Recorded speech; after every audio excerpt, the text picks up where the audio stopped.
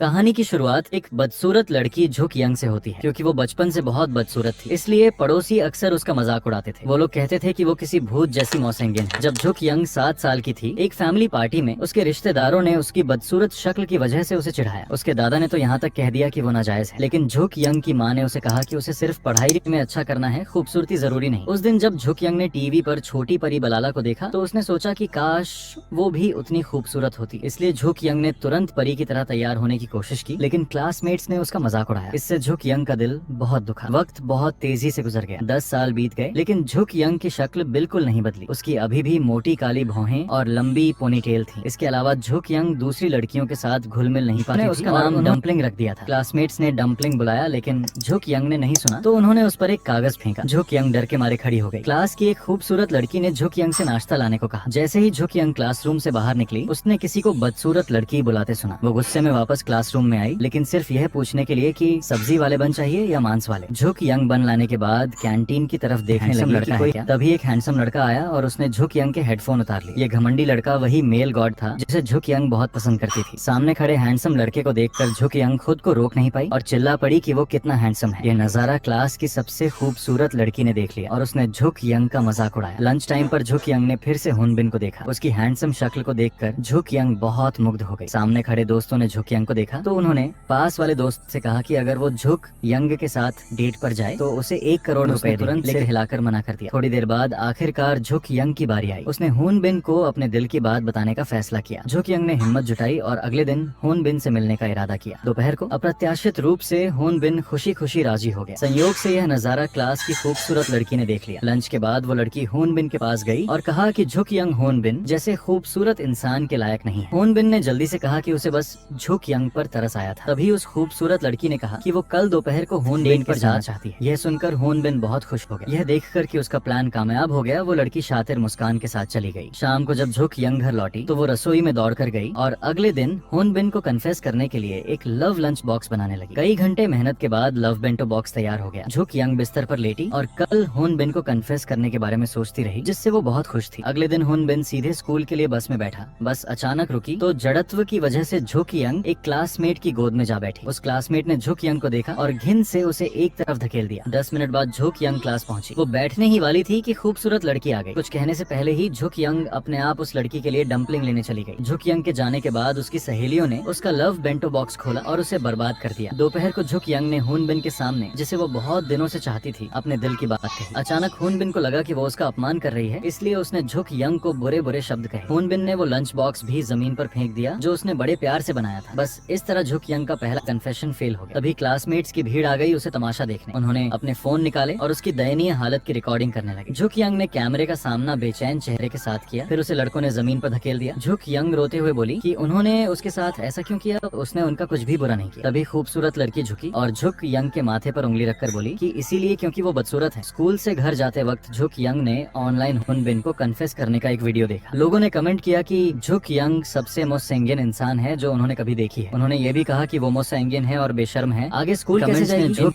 Young के आंसू रोके नहीं रुके। उसने सोचा कि क्या मोसेंगिन होना गुनाह है। क्या मोसेंगिन होने का मतलब है बदसलूकी सहना। झुक यंग को याद आया जो उसके दोस्तों ने कहा था कि अगर खूबसूरत नहीं है तो कम से कम आंखें तो खुली रखो, और यह भी कि झुक यंग को अपनी औकात नहीं पता। वो बाथरूम में बैठकर सोचने लगी कि कल स्कूल जाएगी तो क्लासमेट्स जरूर उस पर उंगली उठाएंगे। झुक यंग को लगा कि कोई उसे पसंद नहीं करता, इसलिए उसने चुपके से एक फैसला किया। झुक यंग लिफ्ट में गई, अपना टूटा हुआ चश्मा लगाया और छत पर चली गई। फिर झुक यंग आगे बढ़ी और अपनी मुट्ठियां भींच ली। उसने सामने बिलबोर्ड पर मेल आर्टिस्ट को देखा। झुक यंग अनजाने में कुछ कदम पीछे हट गई और उसने खुद से कहा कि वो अभी मर नहीं सकती। झुक यंग ने कुछ सांसें ली और महसूस किया कि वहाँ काफी ठंड है। तभी एक शख्स तेजी से उसकी तरफ आया और हाथ बढ़ाकर उसे पीछे खींच लिया। चश्मा भी नीचे गिर गया और झुक यंग उस लड़के के ऊपर गिर पड़ी। चश्मा गिर जाने की वजह से झुक यंग को कम दिखता था, इसलिए वो उस लड़के का चेहरा साफ नहीं देख पाई। वो जल्दी से उठी और अपना चश्मा ढूंढने लगी। तब वो लड़का भी खड़ा हो गया। उसे लगा कि झुक यंग कुछ मूर्खता करने वाली थी, इसलिए उसने उसे डांटा। झुक यंग सफाई देना चाहती थी, लेकिन उस लड़के ने बीच में आने का मौका नहीं दिया। इसके बाद दोनों वापस जाने लगे, लेकिन झुक यंग के पास चश्मा नहीं था, इसलिए उसे कुछ नहीं दिख रहा था। वो सिर्फ सीढ़ियों को पकड़कर धीरे धीरे चल रही थी। नतीजा ये हुआ कि लिफ्ट फिर से खराब हो गई, इसलिए दोनों बेचारों को सीढ़ियां लेनी पड़ी। झुक यंग का पैर फिसल गया और वो जमीन पर गिर पड़ी। जब वो निराश थी तभी वो लड़का वापस आया और उसने हाथ बढ़ाकर उसे उठाया। चश्मे के बिना झुक यंग को दिख नहीं रहा था, इसलिए उसने गलती से उस लड़के के पिछवाड़े को छू लिया। उसने माफी मांगी और कहा कि उसका ऐसा इरादा नहीं था। वो लड़का भी काफी बेचारा महसूस कर रहा था। आखिरकार वो लड़का झुक यंग को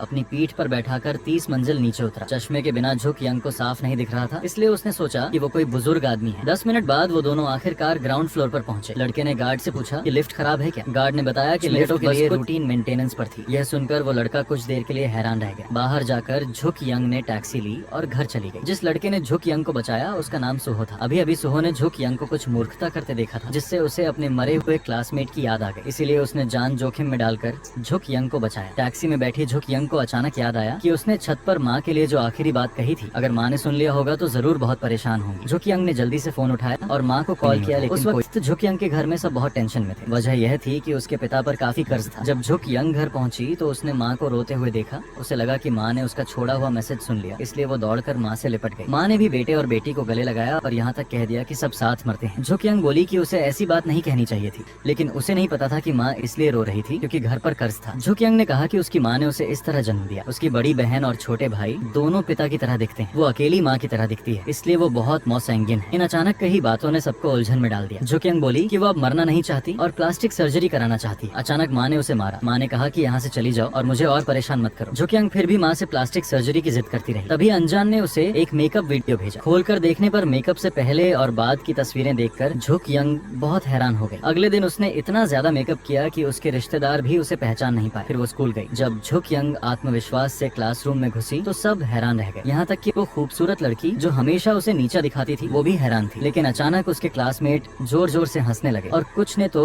अपने फोन निकालकर रिकॉर्डिंग शुरू कर दी। झुक यंग को भी एहसास हो गया कि वो फेल हो गई। बस इस तरह वो एक बार फिर क्लासमेट्स की हंसी का पात्र बन गई। रात को उसकी माँ ने हर जगह से पैसे उधार मांगने के लिए कॉल किए। फोन रखकर माँ अपने कमरे में जाने लगी। तभी किसी की माँ की आवाज सुनाई दी। माँ चौंक गई। वो झुक यंग थी। उसने अपनी माँ को लगभग डरा ही दिया था। माँ ने सोचा झुक यंग उसे डरा रही है, लेकिन झुक यंग ने कहा कि वो तो बस मेकअप किया है। माँ बोली कि यह मेकअप नहीं बल्कि भूत है। फिर माँ ने झुक यंग को मुंह धोने जाने को कहा। तब जाकर झुक यंग को एहसास हुआ कि आज वो कितनी शर्मिंदगी में रही। फिर वो आगे बढ़ी और माँ का हाथ पकड़कर बोली कि उसे दूसरे स्कूल में ट्रांसफर कर दो। माँ ने कहा कि वो भी ऐसा ही सोच रही थी। पता चला कि झुक यंग के पिता पर कर्ज था और यहाँ का घर बेचना पड़ेगा। ये सुनकर झुक यंग बहुत खुश हो गई कि उसका ट्रांसफर होगा। माँ ने देखा कि वो इतनी खुश है तो माँ को लगा कि वो इसलिए खुश है क्योंकि घर तबाह होने वाला है। उसी वक्त झुक यंग का छोटा भाई भी स्कूल से घर आया। वो अपनी बहन की शक्ल देखकर उछल पड़ा। जब झुक यंग अपने कमरे में गई और आईने में खुद को देखा तो उसने ऑनलाइन लोगों के सफल मेकअप को देखना शुरू किया। झुक यंग ने आह भरी और सोचा कि उससे कहाँ गलती हो गई। फिर उसने एक चाकू निकाला और अपनी गुल्लक को काट दिया। अगले दिन उसने जितनी भी बचत थी वो लेकर मॉल गई और ढेर सारा मेकअप खरीदा। घर आकर झुक यंग ने अपनी भौहें ट्रिम करना शुरू किया, लेकिन लापरवाही से उसने उन्हें पूरा शेव कर दिया। फिर उसने खुद को दिलासा दिया और कहा कि वैसे भी उसे दोबारा खींचनी थी, वो संभाल लेगी। अगला काम था पलकें कर्ल करना, फिर भौहें खींचना और आखिर में लिपस्टिक लगाना। रात भर मेहनत करने के बाद अब बस कॉन्टैक्ट लेंस लगाने थे। चूंकि झुक यंग को शिफ्ट करना था और ज्यादा वक्त नहीं था, इसलिए उसने गाड़ी में ही फेस मास्क लगाया। संयोग से उसी वक्त सुहो बाहर निकला। झुक यंग के पिता ने अचानक गाड़ी की खिड़की खोल दी, जिससे काफी देर से लगाया हुआ मास्क उड़ गया और दुर्भाग्य से वो सुहो के चेहरे पर जा गिरा। झुक यंग इतनी डर गई कि जल्दी से गाड़ी में घुस गई, जबकि सुहो बहुत गुस्से में था। नए घर में आने के बाद झुक यंग मेकअप करने लगी। आज वो नए स्कूल जा रही थी। पहली छाप बहुत जरूरी होती है, इसलिए वो खूबसूरत दिखना चाहती थी। जैसे ही वो घर से बाहर निकली उसके माता पिता हैरान रह गए। उसकी बहन जो उसे डांटने वाली थी वो भी रुक गई। पूरा परिवार काफी देर तक कुछ नहीं बोल सका। स्कूल में एक खूबसूरत लड़की स्कूल के मैदान में आई और दोस्त सहेलियां उसकी खूबसूरती देखकर हैरान रह गए। उन्होंने चिल्लाकर कहा कि इस दुनिया में ऐसी भी कोई खूबसूरत इंसान है। वो लड़की और कोई नहीं बल्कि झुक यंग ही थी। उसने अपनी शक्ल बदलने में कामयाबी हासिल कर ली थी। जब वो हॉलवे में चली तो क्लासमेट्स उसके लिए रास्ता की नजरें अपने ऊपर देखकर झुक यंग थोड़ी शर्मिंदा हो गई। कुछ क्लासमेट्स ने तो उसे देखकर मुंह से दूध तक गिरा दिया। झुक यंग फिर ऑफिस गई और रिपोर्ट दी। उसकी मीठी और खूबसूरत शक्ल की वजह से टीचर उसके साथ बहुत शालीनता से पेश आया। तभी प्रिंसिपल भी आ गए। उन्होंने कहा कि इस खूबसूरत शक्ल को देखकर लगता है कि झुक यंग का स्कोर भी बहुत अच्छा होगा। जब उन्होंने रिपोर्ट कार्ड उठाकर देखा तो प्रिंसिपल बोलती बंद हो गई, क्योंकि झुक यंग हर सब्जेक्ट में सबसे नीचे थी। टीचर कुछ देर के लिए उलझन में पड़ा, फिर नजर घुमाकर झुक यंग के छोटे भाई पर ले गया। टीचर ने झुक यंग को दिलासा देते हुए कहा कि जिंदगी में नंबरों से भी ज्यादा जरूरी चीजें हैं। तभी सुहो अंदर आया और झुक यंग बोल पड़ी कि वो कितना हैंडसम है। सुहो ने टीचर को रिपोर्ट दी। झुक यंग को अचानक लगा कि यह आवाज जानी पहचानी। उसे जरा भी अंदाजा नहीं था कि यही वो शख्स था जिसने 2 दिन पहले उसे बचाया था। और झुक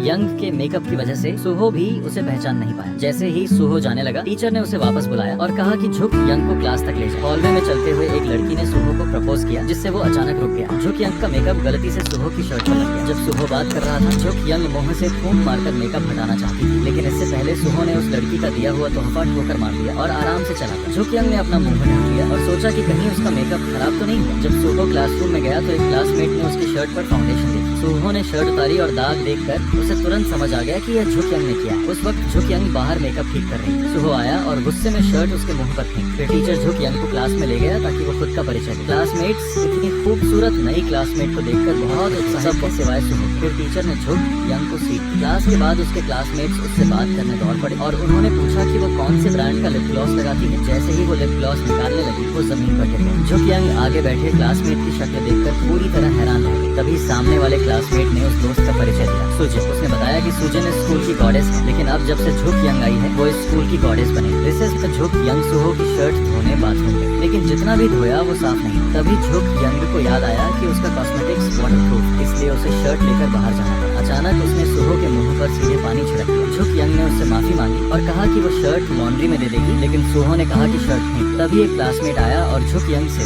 स्टीम्ड बन खरीद कर लाने को कहा। झुक यंग ने यह सुनकर कहा कि वो ले आई, लेकिन क्लासमेट ने कहा कि वो साथ चले। तब झुक यंग को याद आया कि वो पहले जैसी नहीं है, वो अब वो झुक यंग नहीं जिसे धमकाया जाता। फिर तीनों कैंटीन में खाना खाने गए और जल्द ही अच्छे दोस्त गए और गेम्स खेले। यह खुशी झुक यंग ने पहले कभी नहीं अनुभव की थी, क्योंकि पहले मौत संगीन दिखने की वजह से कोई उसके साथ नहीं रहा। अब झुक यंग को अपनी खुशी मिल गई थी और दो अच्छे दोस्त। उस शाम झुक यंग एक छोटी बुक शॉप पर गई और हॉरर नॉवेल ढूंढने लगी। जब वो किताब लेने के लिए पंजों के बल खड़ी हुई तभी किसी ने वो किताब छीनी। झुक यंग वापस उसे लेने गई और दोनों किताब के लिए लड़ गए। किताब के लिए लड़ते हुए छत पर वाला नजारा फिर से दोहराया गया। झुक यंग को समझ आया कि यह सुहो था। झुक यंग अब बिना मेकअप के थी, इसलिए सुहो उसे क्लासमेट के रूप में नहीं पहचान पाया। इससे झुक यंग बहुत डर गई। जब वो जल्दी से भागने लगी तो दुकानदार ने उसे रोक लिया और नूडल का कटोरा खत्म किए बिना जाने से मना कर दिया। झुक यंग के पास कोई चारा नहीं था सिवाय बड़ा कौर खाने का। अचानक सुहो ठीक उसके बगल में बैठ गया। झुक यंग डर गई और एक तरफ खिसक गई, क्योंकि उसे डर था कि वो उसे पहचान नहीं। तभी उसे एहसास हुआ कि सुहो काफी हैंडसम, पतली उंगलियां और खूबसूरत चेहरा। गौर करने के बाद झुक यंग को लगा कि सुहो ने उसे नहीं पहचाना, इसलिए उसने उससे बात करने की कोशिश की। बात करने के बाद झुक यंग को पक्का हो गया कि सुहो ने उसे क्लासमेट के रूप में नहीं पहचाना।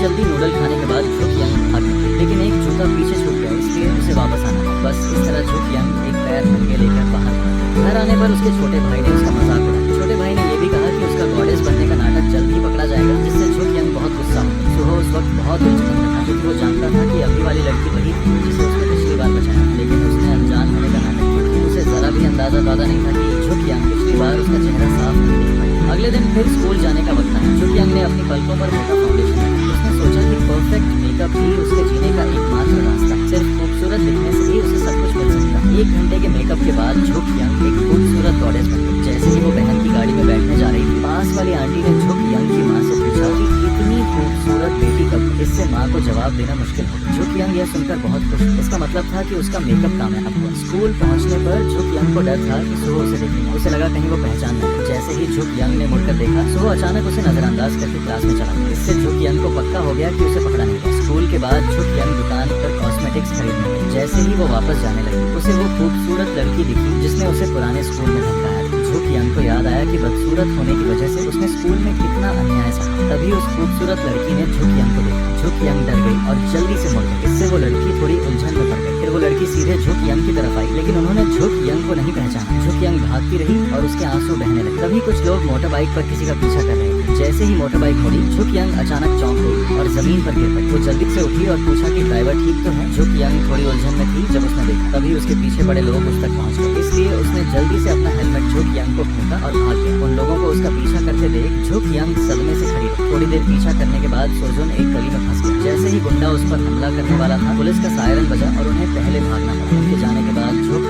यंग वहाँ आई। ये वही थी जिसने पुलिस सायरन बजाया था। इसने झुक यंग को भी डरा दिया। उसने सोचा कि वो भी भाग गया होगा। सुजन बस उससे पूछना चाहता था कि वो कौन है, लेकिन